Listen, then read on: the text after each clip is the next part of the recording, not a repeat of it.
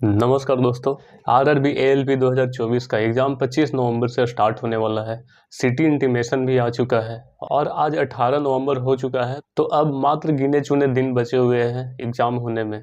तो मेरे भाई, जैसे जैसे एग्ज़ाम नज़दीक आता है वैसे वैसे लोगों के मन में डर बनते रहता है, डर बनते जाता है कि उनका क्या होगा, रिजल्ट क्या होगा, क्या पढ़े क्या छोड़े, किस प्रकार अब तैयारी करे, कुछ समझ में नहीं आता है।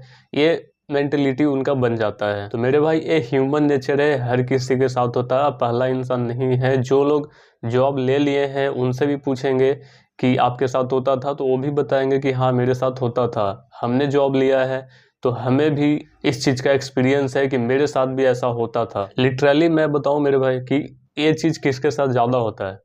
ये चीज़ उसके साथ ज़्यादा होता है जिसका तैयारी अच्छे लेवल पे हो चुका है, या फिर एवरेज या उससे ज़्यादा। एवरेज भी है तो उनके साथ भी डर रहेगा, और जिनका अच्छे लेवल पे तैयारी है उनका भी डर बना रहता है। और कुछ लोग ऐसे होते हैं जो फॉर्म भरते हैं उसके बाद से तैयारी शुरू करते हैं, तो उनके मन में ऐसा डर कुछ नहीं आता है, क्योंकि उनको पता है कि सिलेक्शन होगा तो होगा, नहीं होगा तो नहीं होगा, कोई फ़र्क नहीं पड़ता है उनको।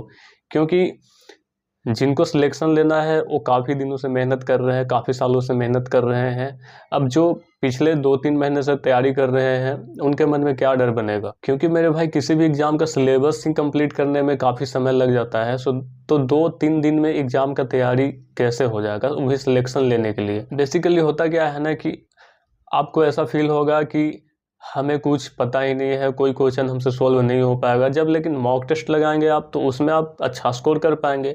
लेकिन मन में ऐसा मेंटलिटी बन जाता है कि ऐसा फील होने लगता है कि हमारा तैयारी ही नहीं है, हमें तो कुछ आता ही नहीं है, मेरा रिजल्ट क्या होगा, सिलेक्शन होगा कि नहीं होगा। तो मेरे भाई, ये ह्यूमन नेचर है, हर किसी के साथ होता ही होता है। तो आपको कुछ चीज़ों से बच के रहना है, कुछ चीज़ों पे आपको ध्यान नहीं देना है। वो चीज़ क्या है हम आपको बताएंगे। तो मेरे भाई, सबसे पहला काम है आपको कि डिस्ट्रैक्शन से आपको दूर रहना है, चाहे वो किसी भी प्रकार का हो। या सोशल मीडिया हो सकता है, या फिर रिलेटिव्स हो सकते हैं, या गर्लफ्रेंड बॉयफ्रेंड भी हो सकता है। चाहे जहाँ से भी आपका डिस्ट्रैक्शन हो, आप उससे दूर रहिए। जब तक एग्जाम नहीं हो जाए आपका, तब तक आप कम से कम दूर रहिए। इन बचे हुए दिनों में आपका मेंटलिटी जो है ना, अपने आप का मेंटलिटी एग्जाम के लिए प्रिपेयर करना है, ना कि डिस्ट्रैक्शन के लिए। दूसरी बात कि आपको नया चीज़ पे फोकस नहीं करना है, नया चीज़ कुछ भी नहीं पढ़ना है आपको। आज तक जो भी आपका तैयारी करना था आप कर लिए, जो पढ़ना था आप पढ़ लिए। अब आपको नया चीज़ कुछ नहीं पढ़ना है। आपको करना क्या है, आपको फार्मूला का रिवीजन करना है। आप ओवर कॉन्फिडेंस में मत रहिएगा कि हम मॉक टेस्ट में सारा क्वेश्चन सोल्व कर लेते हैं, तो फिर फार्मूला का रिवीजन क्यों करें। क्योंकि कभी कभी ऐसा भी तो होता है मेरे भाई कि कोई क्वेश्चन आया सामने, और उस क्वेश्चन का प्रैक्टिस आप कई दिनों से नहीं किए हैं, तो और फॉर्मूला बेस्ड क्वेश्चन है, तो फॉर्मूला भी भूल गए होंगे। क्योंकि भूलने का बीमारी हर किसी के साथ रहता है। काफ़ी दिन अगर प्रैक्टिस नहीं करेंगे तो आप भूल जाएंगे उस टाइप को, उस फॉर्मूला को। तो वैसे में अगर फॉर्मूला याद नहीं है तो वो क्वेश्चन आप छोड़ के आइएगा। तो अभी बचा हुआ समय जो भी है उसमें आप सबसे बेस्ट यही रहेगा कि आप हर एक चैप्टर का फार्मूला का रिवीजन कीजिए। क्योंकि न्यूमेरिकल भी पूछता है, तो साइंस में भी जो भी थोड़ा बहुत फार्मूला है उसको भी रिवीजन करना है आपको। ओवर कॉन्फिडेंस के चक्कर में आपको ये सब चीज़ इग्नोर नहीं करना है।